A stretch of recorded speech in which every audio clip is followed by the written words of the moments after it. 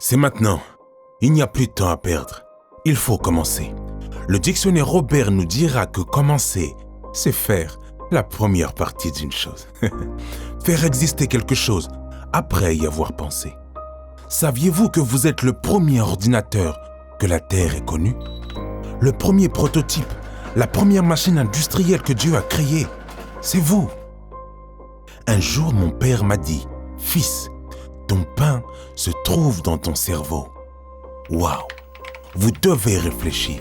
Vous devez réfléchir, imaginer, penser. La pensée, un lieu tellement idyllique où notre imagination n'a pas de limite. Notre cerveau a la capacité de générer 60 000 pensées par jour. Imaginez les capacités de réflexion, les capacités de création et d'innovation. Une fois avoir pensé, il faut commencer. Ne plus dire « je veux faire ceci ou faire cela », mais je fais. C'est amener le futur dans votre présent.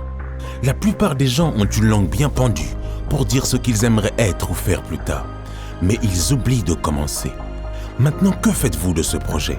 Allez-vous le regarder et créer dans votre imagination l'allure exceptionnelle que ce projet aurait une fois terminé? Allez-vous vous baigner dans un rêve idyllique sans y apporter une quelconque contribution? Un monde sans effort pour atteindre ses rêves n'existe pas. Vous devez avoir le goût. Personne ne va quelque part sans payer le prix du trajet. Êtes-vous prêt à payer le prix de votre gloire?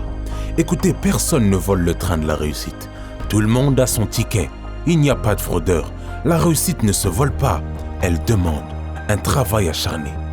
Êtes-vous prêt à semer avec des pleurs quelque temps pour récolter avec joie?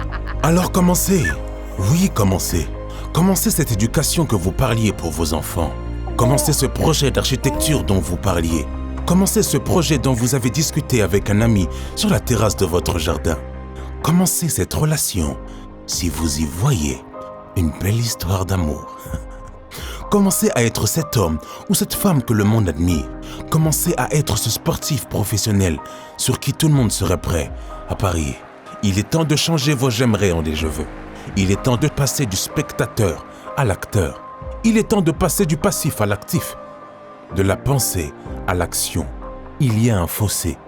Oseriez-vous sauter? Que faites-vous de vos aptitudes qui sont renfermées dans la cave de votre doute? Vous les avez trop longtemps fermées dans cette cave à double tour avec la clé de la peur, vous sous-estimant jour et nuit. Oui, je vous vois et je vous entends. Je crois que le plus grand talent, c'est de vaincre ses peurs. La peur, c'est ce que le talent crée. Si vous avez peur, c'est sûrement que vous êtes talentueux. Affronter la vie, être fier d'être talentueux. Non, ce n'est pas avoir une trop haute opinion de soi-même, mais c'est de s'assumer. D'assumer le fait d'être bon dans un domaine. D'assumer le fait de savoir négocier. D'assumer le fait de savoir l'idée. D'être différent. De ne pas avoir peur que les autres nous disent trop prétentieux ou voulant toujours prendre le contrôle et les rênes. Ce n'est pas de votre faute, c'est ce qui est en vous. C'est plus fort que vous parce que vous êtes un leader. Vous êtes celui qui peut faire tomber Goliath. Ne vous en voulez pas d'être talentueux.